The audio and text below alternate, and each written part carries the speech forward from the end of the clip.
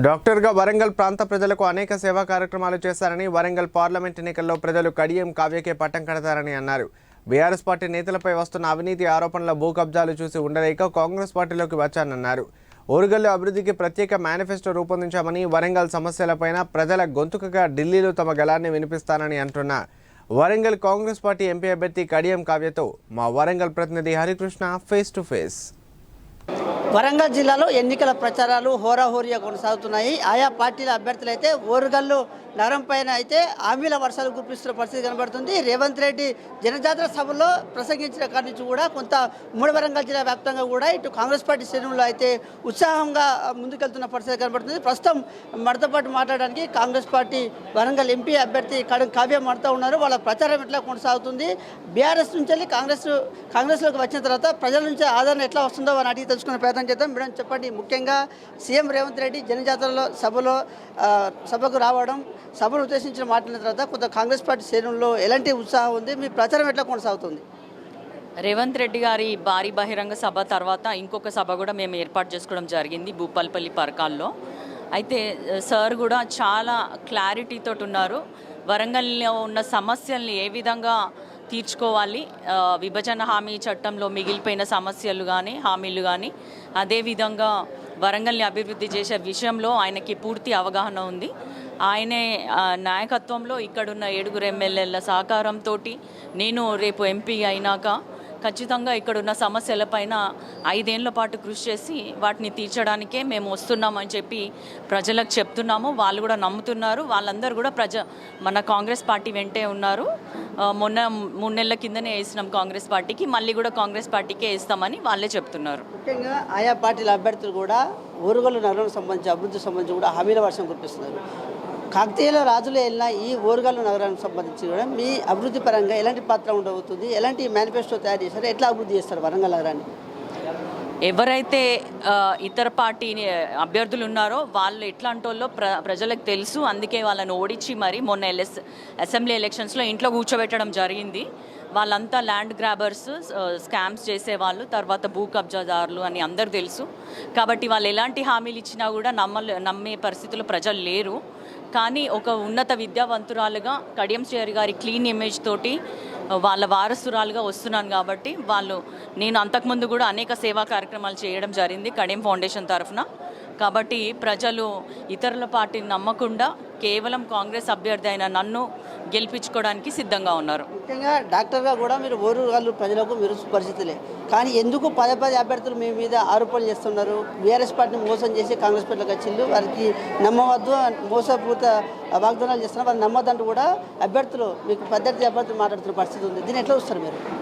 వాళ్ళు తల్లకిందులేసినా కూడా వాళ్ళు చెప్పే ఏ విషయాలు కూడా ప్రజలు నమ్మట్లేదు. వాళ్ళ వెంటలో కూడా వాళ్ళ కార్యక్రమాలకు కూడా ప్రజలు వెళ్ళట్లేదు.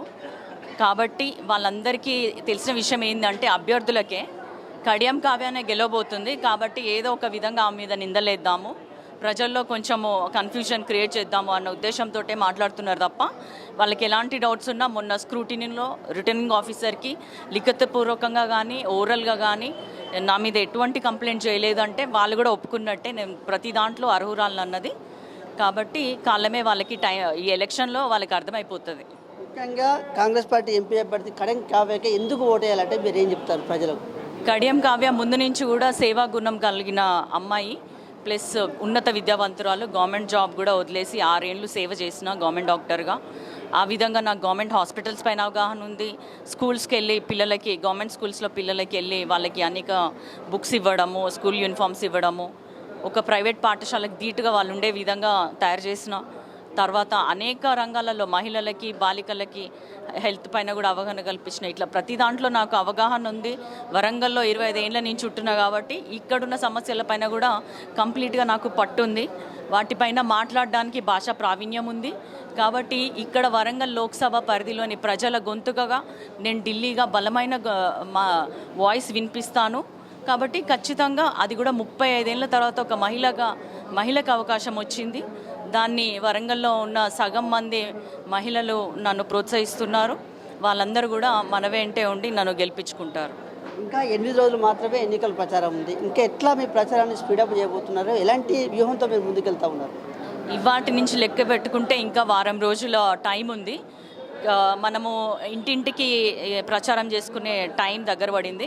అది ఆల్రెడీ ఒక రౌండ్ అయిపోయింది. మనకి గ్యారంటీ కార్డ్స్, డోర్ స్టిక్కర్స్, తర్వాత నా మేనిఫెస్టో, పర్సనల్ మేనిఫెస్టో ఎపిల్ లాగా ఇవ్వడం జరుగుతుంది. ఇంటింటికి బొట్టు కార్యక్రమం ఉంది. తర్వాత ఈవీఎం బాక్సులు తీసుకెళ్ళి నమూనా అవి అందులో కూడా మన నంబర్ చూపించడము, ప్రజలకు అవగాహన కల్పించడం, ఈ విధంగా 7 రోజులు కూడా కంటిన్యూస్గా ప్రచారం మాత్రం చాలా జోరుగా కొనసాగబోతుంది. ఎవ్వరు కూడా విశ్రమించే పరిస్థితి లేదు. ప్రతి కార్యకర్త కూడా కాంగ్రెస్ పార్టీ జెండా కేంద్రంలో ఎగరాలన్న ఉద్దేశంతో పనిచేస్తున్నాడు.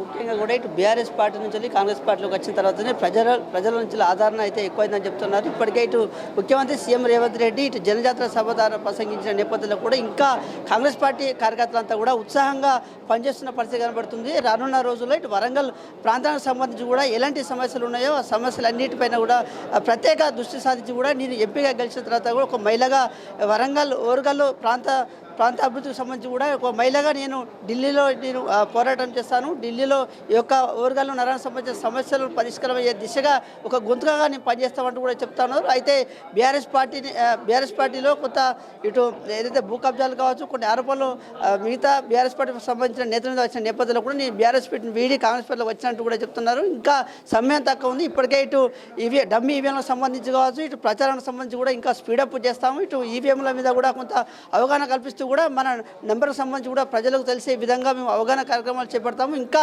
ప్రచారానికి సంబంధించి కూడా స్పీడప్ చేస్తామంటూ కూడా వరంగల్ ఎంపీ కాంగ్రెస్ పార్టీ అభ్యర్థి కాబే చెప్తున్న పరిస్థితి కనబడుతుంది. Video journalist Ramesh Krishna, A6 news, Warangal.